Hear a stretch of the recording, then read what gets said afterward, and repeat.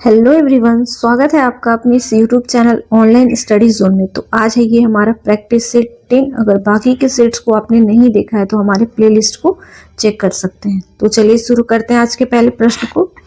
पहले प्रश्न में दिया गया है, सुगंध वृत्ति या फिर करों को हटाने वाला की उपाधि किस चोल शासक ने धारण की थी। तो ये आपके हो जाते हैं राजेंद्र तृतीय, जिसे कुलुंगुत्तुल चोल प्रथम के नाम से भी जाना जाता है। ये उपाधि इन्होंने अपने समुद्र व्यापार को बढ़ाने के लिए किया था, जिसमें ताकि इन्होंने ये करों को माफ कर सके। तो ये उपाधि धारण करने के बाद इन्होंने सारे करों को माफ कर दिया था। और आ जाते हैं ये राजा राज प्रथम। तो राजा राज प्रथम जो तंजौर में बृहदेश्वर मंदिर है उसके निर्माण के लिए जाने जाते हैं। और राजा राम प्रथम के ही पुत्र थे ये राजेंद्र प्रथम, जो गंगा नदी अभियान के लिए खास करके जाने जाते हैं। और इन्होंने गंगई कोट की जो उपाधि थी वो धारण किया था। अगला प्रश्न है, निम्नलिखित में से किस पद्धति का उपयोग वेलेस्ली ने अपने राजनीतिक उद्देश्यों को प्राप्त करने के लिए नहीं किया था। तो ये हो जाएगा आपका धोखेबाजी। इन्होंने धोखेबाजी का प्रयोग नहीं किया था। देखिए ये वेलेस्ली जो है ये भारत के 1798 से लेकर 1805 तक भारत के गवर्नर जनरल के रूप में इन्होंने कार्य किया है। जो वेलेस्ली थे इन्होंने सहायक संधि को महत्वपूर्ण रूप से चलाया था। बाकी सम्मेलन और युद्ध का भी अपने प्रचार किया था, उद्देश्यों को प्राप्त करने के लिए सम्मेलन और युद्ध का प्रयोग किया था। निम्नलिखित में से किस पद्धति का प्रयोग वेलेस्ली ने अपने राजनीतिक उद्देश्यों को प्राप्त करने के लिए नहीं किया था। तो ये धोखेबाजी का प्रयोग वेलेस्ली के द्वारा नहीं किया गया था। देखिए वेलेस्ली जो है ये 1798 से लेकर 1805 तक भारत के गवर्नर जनरल के रूप में कार्य किया है इन्होंने। और मुख्य रूप से इनका जो कार्य था सहायक संधि था जो लगाया गया था इनके द्वारा।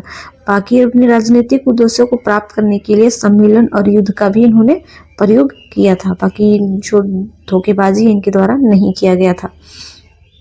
स्मिथ ने अकबर के किस अभियान को ऐतिहासिक दूरगामी अभियान कहा है। तो ऐतिहासिक दूरगामी जो अभियान था वो था अकबर के द्वारा गुजरात अभियान। गुजरात अभियान ये जो अकबर का था 1571 ईस्वी में किया गया था। देखिए गुजरात महत्वपूर्ण क्यों था।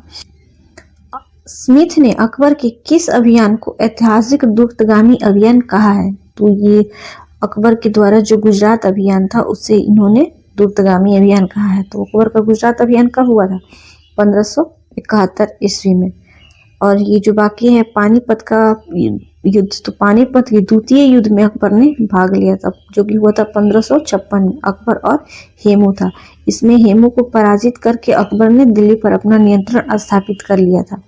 हल्दी घाटी का युद्ध हुआ था मुगलों और महाराणा प्रताप के बीच। और जो असीरगढ़ का युद्ध था ये अकबर का सबसे लास्ट अभियान था। इसके बाद अकबर ने कोई अभियान नहीं किया था। तो स्मिथ ने अकबर के किस अभियान को ऐतिहासिक दूरगामी अभियान कहा है। तो गुजरात अभियान। गुजरात अभियान अकबर का कब हुआ था? 1571 ईस्वी को। बाकी पानीपत का युद्ध हुआ था, जो पानीपत का दूसरा युद्ध था 1556 में अकबर और हेमू के बीच हुआ था, जिसमें हेमू को पराजित करके अकबर ने दिल्ली पर अपना नियंत्रण स्थापित कर लिया। बाकी हल्दी घाटी का युद्ध हुआ था मुगल साम्राज्य और महाराणा प्रताप के बीच। असीरगढ़ का युद्ध हुआ था आपका। ये असीरगढ़ का जो अभियान था ये अकबर का सबसे लास्ट अभियान था। इसके बाद अकबर ने कोई अभियान नहीं किया था। तो ये कब हुआ था आपका? 1601 ईस्वी में।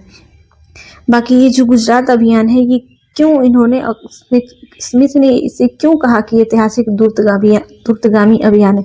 क्योंकि इससे मुगलों को समुद्री व्यापार और राजस्व का महत्वपूर्ण द्वार मिल गया था। इसी के कारण इन्होंने ये ऐसा कहा था।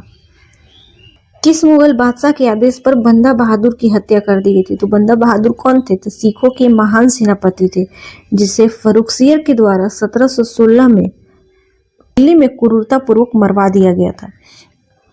ये जो बंदा बहादुर थे मुगलों के खिलाफ संघर्ष कर रहे थे, इसी के कारण फर्रुखसियर ने इन्हें मरवा दिया था। ये मोहम्मद शाह प्रथम जो हो जाते हैं आपके, इनके समय में नादिर शाह का जो आक्रमण हुआ था, इनको रंगीला बादशाह के नाम से जाना जाता है।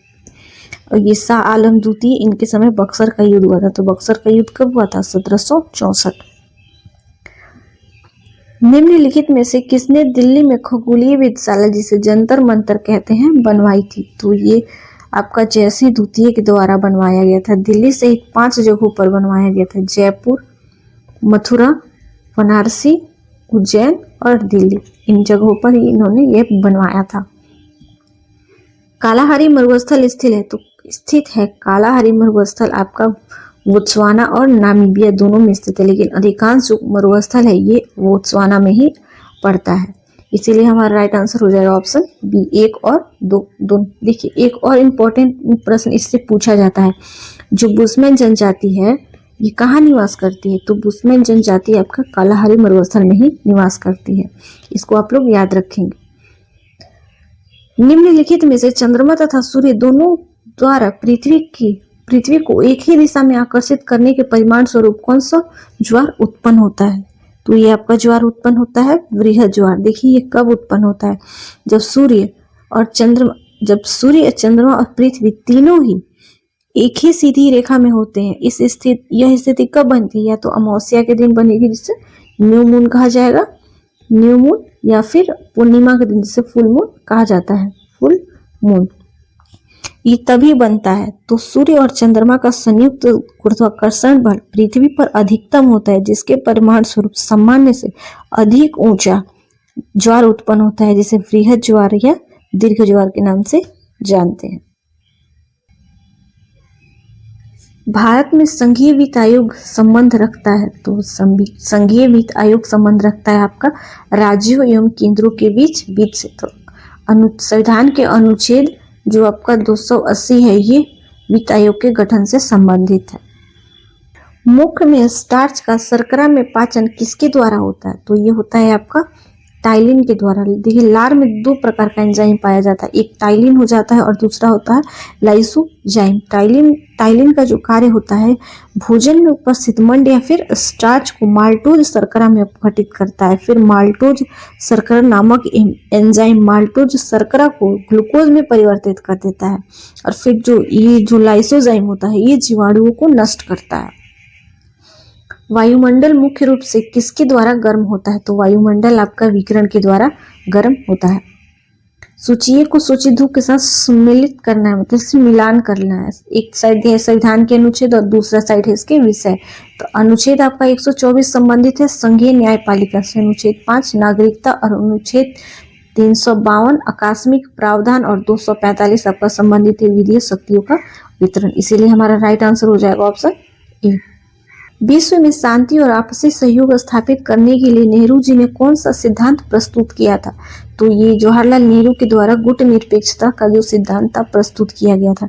यह नेहरू जी द्वारा स्थापित एक व्यापक सिद्धांत था, जिसका मुख्य उद्देश्य 2 महाशक्तियों के गुटों से दूर रहकर विश्व शांति और सहयोग को बढ़ावा देना था। तो उस समय जो महाशक्तियां थी वो कौन कौन थी? एक अमेरिका था और दूसरा रूस था।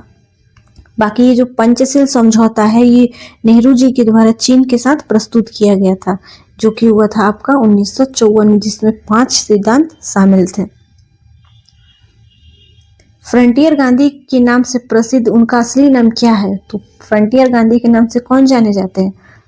अब्दुल गफार खान। इन्हें फ्रंटियर गांधी या फिर सीमांत गांधी के नाम से जाना जाता है, क्योंकि ये भारत के उत्तरी पश्चिमी सीमांत प्रांत में महात्मा गांधी के समान अहिंसक तरीकों का पालन करते थे। उन्होंने खुदाई खिदमत का भी स्थापना की थी, जिसे लाल कुर्ती आंदोलन के रूप में भी जाना जाता है। ये दोनों पॉइंट आप लोग याद रखेंगे। ताकि ये जो पुरुषोत्तम दास टंडन है इन्हें आपको राजर्षि की उपाधि मिली थी, और ये जो आपके मौलाना अब्दुल कलाम आजाद है ये भारत के पहले शिक्षा मंत्री थे। बाकी नेताजी सुभाष चंद्र बोस के द्वारा आपका आजाद हिंद फौज का गठन किया गया था। इतना याद रखेंगे आप लोग। स्पंज प्राणी जगत के संघ से संबंधित है। तो स्पंज प्राणी जगत के किस संघ से संबंधित है? तो ये आ जाता है आपका पेरिफेरा से। इकाइनोडार्माटा जो है इसमें आपके आते हैं स्टार फिश, सी उन्मूलन, बिच्छी जैसी प्राणियों जो समुद्र में पाए जाते हैं। इनकी संरचना में रेजिडेंट और रेडियल सिमेट्री होती है। बाकी स्केल मिथिलीज जो है इसमें आपके आते हैं नॉर्मल नर्म या फिर केचुए। मोलास्का में आपका आता है घोंघा, सील, ऑक्टोपस आदि, ये सब होते हैं इसमें। राष्ट्रीय चावल अनुसंधान संस्थान कहाँ स्थित है? तो ये आपका कटक में स्थित है। मूलांकर के अतिरिक्त पौधे के किसी भी भाग में विकसित होने वाली जड़ें कहलाती हैं, तो वो अपस्थानिक मूल कहलाती हैं। पौधे में सामान्य तौर पर जड़ का विकास मूलांकर से होता है, जड़ का विकास मूलांकर से होता है, लेकिन मूलांकर को छोड़कर पौधे की किसी अन्य भाग से, जैसे कि तना, पत्ती या पर्व संधि से उत्पन्न हो, तो उन्हें अपस्थानिक मूल कहा जाता है।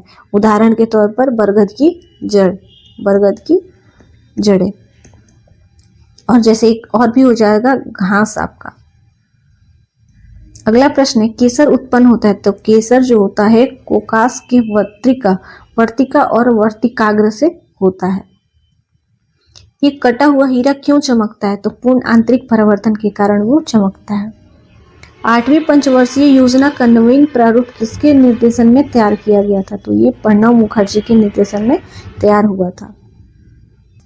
राष्ट्रीय कृषि अनुसंधान प्रबंधन अकादमी कहाँ स्थित है, तो ये आपका स्थित है हैदराबाद में। बाकी देहरादून में है आपका भारतीय वन अनुसंधान संस्थान, जिसे फॉरेस्ट रिसर्च इंस्टीट्यूट कहते हैं, और आपका दिल्ली में स्थित है आपका भारतीय कृषि अनुसंधान संस्थान। अगला प्रश्न है, निम्नलिखित घटनाओं का सही कालक्रम क्या है, तो सबसे पहले आपका हो जाता है इसमें बंगभंग आंदोलन जो 1905 में हुआ था, और लखनऊ समझौता हो जाता है आपका 1916, द्वैध शासन अधिनियम भी आपका हो जाता है 1919, और रॉयल एक्ट होता है आपका 1919। लेकिन इसका राइट आंसर हो जाएगा आपका ऑप्शन सी 4132। कृति स्तंभ तथा कुंभलगढ़ प्रशस्ति की रचना किसने की थी, तो ये कवि महेश ने किया था। निम्न पर विचार करें, देश या जो द्वीप दिया है और उनके स्थान बताना है, या कहाँ स्थित है। माल्टा भूमध्य सागर में, बहरीन फारस की खाड़ी, कैमरन कैरिबियन सागर, ये तीनों ही सही है, इसीलिए हमारा राइट आंसर हो जाएगा ऑप्शन सी। सिल्वर के आभूषण और सिल्वर के सिक्के लंबे समय तक वायु के संपर्क में रहने पर उनकी सतहों पर काली परतें बन जाती हैं। वह काला पदार्थ क्या होता है, तो वो होता है आपका सिल्वर सल्फाइड। अगला प्रश्न है, ठहरी हुई मोटर या रेलगाड़ी के अचानक चल पड़ने पर उसमें बैठे यात्री पीछे की ओर झुक जाते हैं। यह घटना न्यूटन के किस नियम का उदाहरण है, तो ये आपका हो जाता है जड़त्व का। केंद्रीय मंत्रिमंडल के मंत्रियों की नियुक्ति कौन करता है, तो ये आपके करते हैं प्रधानमंत्री की सलाह पर राष्ट्रपति। अनुच्छेद 75 में आपके राष्ट्रपति प्रधानमंत्री को नियुक्त करते हैं, और प्रधानमंत्री की उस सलाह पर राष्ट्रपति मंत्रिमंडल की जो मंत्री हैं उनकी नियुक्ति करते हैं। मंत्री परिषद जो होता है सामूहिक रूप से लोकसभा के प्रति उत्तरदायी होता है।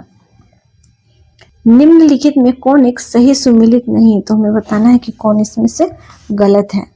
तो क्यूरेशियो उष्णकटिबंधीय महासागरीय धारा, तो ये सही है। कुरेशियो जो है ये प्रशांत महासागर की उष्ण धारा है। बाकी ये जो लेबडोर है उष्ण महासागरीय धारा, ये गलत है। ये एक तो शीत धारा है, मतलब ये ठंडी धारा है। किसकी ठंडी धारा है, तो ये उत्तरी अटलांटिक महासागर की ठंडी धारा है। वेनेजुएला ये शीत महासागरीय धारा है, ये पॉइंट सही है। ये है प्रशांत महासागर की दक्षिणी अटलांटिक महासागर की एक धारा है। कुरेशियो शीत महासागरीय धारा, तो ये सही है। ये प्रशांत महासागर की एक शीत धारा है जो बेरिंग सागर से आती है। द्वार समुद्र किस वंश की राजधानी है, तो द्वार समुद्र ये आपकी होयसल की राजधानी है। पांड्या की राजधानी कहाँ थी, तो पांड्या की राजधानी आपकी मदुरई थी। चेर का जो राजधानी है वो आपका कुरूर हो जाता है या फिर वांची, और ये चोल की राजधानी आपके तंजौर। जवाहरलाल नेहरू के विषय में निम्नलिखित कथनों पर ध्यान दीजिए, तो बताना है कि जवाहरलाल नेहरू के बारे में कौन सा कथन सही है। वे 1947 में कांग्रेस दल के अध्यक्ष, तो गलत है। जो 1947 में कांग्रेस दल के अध्यक्ष जेबी कृपलानी थे, इन्होंने संविधान सभा की अध्यक्षता की थी नहीं, संविधान सभा की अध्यक्षता डॉक्टर राजेंद्र प्रसाद जी के द्वारा की गई थी। भारत की स्वतंत्रता से पूर्व इन्होंने संयुक्त प्रांत में प्रथम कांग्रेस मंत्रिमंडल बनाया था, तो ये पॉइंट भी गलत है। भारत की स्वतंत्रता से पूर्व इन्होंने नहीं बनाया था। 1937 में संयुक्त प्रांत जो बना था उसमें प्रथम कांग्रेस मंत्रिमंडल के प्रधानमंत्री गोविंद बल्लभ पंत थे। नेहरू जी नहीं थे, इसीलिए भी पॉइंट गलत है। हमारा राइट आंसर हो जाएगा ऑप्शन डी, इनमें से कोई नहीं। गद्दार पार्टी का नेता कौन था? तो गद्दार पार्टी के जो नेता थे आपके लाला हरदयाल थे। इसकी स्थापना सैन फ्रांसिस्को में की गई थी। आप एक कमेंट करके बताइए कि इसकी स्थापना कब की गई थी। बाकी जो भगत सिंह थे ये आपके संबंधित हो जाते हैं हिंदुस्तान सोशलिस्ट रिपब्लिक एसोसिएशन से। और बाल गंगाधर तिलक ये गरम दिल के नेता थे। और ये वीडी सावरकर ये अभिनव भारत सोसाइटी से जुड़े हुए थे।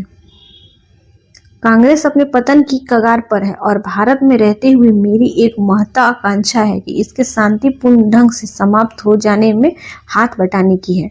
तो ये किसके द्वारा कहा गया था? ये लॉर्ड कर्जन के द्वारा कहा गया था। लॉर्ड कर्जन कांग्रेस को बिल्कुल पसंद नहीं करते थे। बाकी जो लॉर्ड डफरिन है इन्हीं के शासनकाल में ये कांग्रेस की स्थापना की गई थी। लॉर्ड जो लिटन है इन्होंने वर्नाकुलस प्रेस एक्ट की स्थापना की थी। अगला प्रश्न है, भारत में ब्रिटेन के सभी संवैधानिक प्रयोगों में सबसे कम समय तक चला था। तो हमें बताना है इनमें सबसे कम समय किसका था। 1861 से ये चला था आपका 1892 तक। 1892 लगभग 31 वर्ष तक। और 1892 वाला चला था आपका 1909 तक, लगभग 17 वर्ष तक। बाकी जो ये 1909 वाला था आपका चला था 1919 तक, 10 वर्षों तक। और बाकी 1919 से चला था आपका 1937 तक। तो इनमें सबसे कम समय हो जाता है आपका 1909। Right answer option C. Megawatt बिजली को मापने की इकाई है जो उत्पादित की जाती है। तो मेगावाट इसकी इकाई है।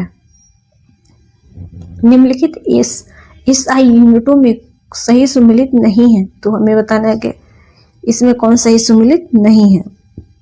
कार्य जूल ठीक है, द्रव्यमान किलोग्राम ये भी ठीक है, बल न्यूटन ये भी ठीक है, दाब डाइन ये गलत है। दाब पास्कल का एसआई मात्रक होता है, पास्कल। और डाइन जो है ये बल का सीजीएस मात्रक है।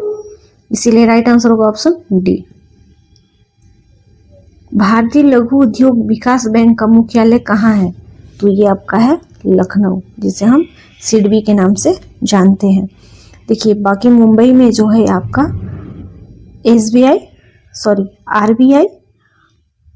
आरबीआई का मुख्यालय और सेबी का मुख्यालय आपका मुंबई में है। और बेंगलुरु को आप सिलिकॉन वैली के नाम से जानते हैं। ये पॉइंट सही है। बाकी दिल्ली तो भारत की राजधानी ही है। कौन सा जल संयोजी स्टेट यूरोप को अफ्रीका से अलग करता है? तो यूरोप को अफ्रीका से कौन अलग करता है? तो ये राइट आंसर हो जाएगा ऑप्शन सी, जिब्राल्टर। देखिए मलाइका नहीं होगा, सॉरी, ये मलक्का जल संधि होगा। तो मलक्का जो जल संधि है आपका मलेशिया को इंडोनेशिया से अलग करता है। और बेरिंग जो है ये आपका एशिया यानी रूस को उत्तरी अमेरिका अलास्का से अलग करता है। पाक जो है ये आपका भारत और श्रीलंका को अलग करता है। निम्नलिखित कथनों पर विचार कीजिए। वायुमंडल में विद्यमान नाइट्रोजन गैस सभी प्रकार की जीवधारियों में वृद्धि का सहायक होती है। तो ये पॉइंट सही है। कार्बन डाइऑक्साइड गैस पेड़ पौधों में वृद्धि का सहायक होती है। तो ये भी पॉइंट सही है। ये दोनों ही पॉइंट सही है, इसलिए हमारा राइट आंसर हो जाएगा ऑप्शन सी। भारत के संविधान में लोकसभा में अनुसूचित जनजातियों के लिए व्यवस्था की गई है। तो किस अनुच्छेद में किया गया है ये आपका? तो ये हो जाएगा आपका अनुच्छेद 330 में। और ये 332 है, इसमें राज्य में विधानसभाओं में एससी और एसटी के सीटों का आरक्षण है। खैरवार आदिवासी आंदोलन कब हुआ था? तो ये खैरवार जो आदिवासी आंदोलन है आपका संथाल परगना में ये भागीरथी मांझी के द्वारा 1874 में किया गया था, जिसे बाबा के नाम से भी जाना जाता है। पहली बार किस कारखाना अधिनियम में बच्चों की सुरक्षा के उपाय का प्रावधान किए गए थे? तो आपका हो जाता है ये भारतीय कारखाना अधिनियम 1881 जो लॉर्ड रिपन के कार्यकाल के दौरान पारित किया गया था। यह अधिनियम जो मुख्य रूप से बाल श्रम से संबंधित है, जिसमें 7 वर्ष से कम बच्चों को ये इसमें कारखाना में कार्य करने पर प्रतिबंध लगाया था। और जो 7 वर्ष से ऊपर से और 14 वर्ष के बच्चे थे उनको काम करने की घंटे सीमित किए गए थे। पहली बार ये कानून था जिसमें बच्चों के लिए ये लाया गया था। और दूसरा जो है ये 1891, इसमें भारतीय जो महिलाएं थी इनके कामों को, इनके काम के घंटों को सीमित किया गया था। और जो तीसरा है आपका 1911, इसमें पुरुषों के लिए काम घंटे के कामों को सीमित किया गया था। कांग्रेस की प्रार्थना और याचिका की नीति अंततोगत्वा समाप्त कर दी गई थी। तो ये किनके नेतृत्व में हुआ था? तो ये बाल गंगाधर तिलक के नेतृत्व में किया गया था। अगला प्रश्न है, अध्यक्षीय संबोधन के समय किस कांग्रेस अध्यक्ष ने हिंदी भाषा के लिए रोमन लिपि लागू करने की वकालत की थी? तो ये किया गया था आपके सुभाष चंद्र बोस के द्वारा। देखिए इन्होंने ये कब किया था? तो ये 1938 का हरिपुरा जो अधिवेशन था ना कांग्रेस का, उसी में इन्होंने ये भाषण दिया था। वेस्ट्रॉन का रासायनिक नाम क्या है? तो एसिटिलीन टेट्राक्लोराइड, ये वेस्ट्रॉन का रासायनिक नाम है। आधुनिक एंटीसेप्टिक सर्जरी का जनक किसे कहा जाता है? तो ये लिस्टर को कहा जाता है। ये जेनर कौन थे? तो ये जेनर वो थे जो चेचक के टीके की खोज की थी इन्होंने।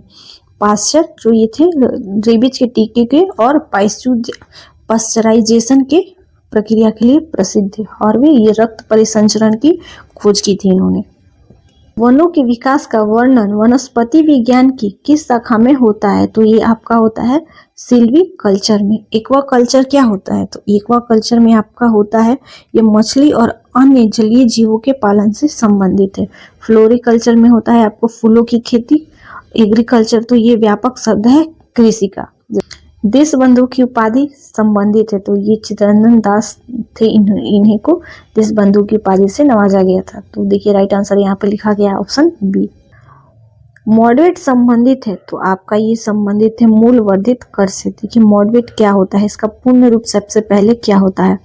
तो मॉडिफाइड वैल्यू एडेड टैक्स होता है। यह भारत में उत्पादन शुल्क के लिए लागू की गई एक अप्रत्यक्ष प्रणाली थी, जहां एक चरण में चुकाए गए शुल्क का क्रेडिट अगले चरण में दिया जाता था। यह मूल रूप से मूल्य वर्धित कर की अवधारणा पर आधारित था, जिसे बाद में सैनवेट और अब जीएसटी द्वारा प्रतिस्थापित कर दिया गया है। तुज्जु दर्रा भारत को किस देश से जोड़ता है? तो ये आपका जोड़ता है म्यांमार से। चीन को जोड़ने वाले दर्रे नाथुला दर्रा जो सिक्किम में है, उत्तराखंड में नीति दर्रा है और अरुणाचल प्रदेश में बोमडिला दर्रा। देखिए फ्रेंड्स, ये है हमारा आज का लास्ट प्रश्न। अरावली एवं विंध्य श्रृंखलाओं के मध्य कौन सा पठार स्थित है? तो ये आपका हो जाता है मालवा का पठार। छोटा नागपुर का पठार ये झारखंड और उड़ीसा में स्थित है। ढक्कन का पठार ये होता है, यह विंध्य के दक्षिण में इसे सबसे बड़ा पठार है। तो हमने आज के क्वेश्चन को कंप्लीट कर लिया है और टेंसेड को भी कंप्लीट कर लिया। अगर अभी तक आपने सारे वीडियो को नहीं देखा है तो हमारे प्लेलिस्ट से उसको चेक कर सकते हैं। तो मिलते हैं अगले वीडियो में। Thanks for watching.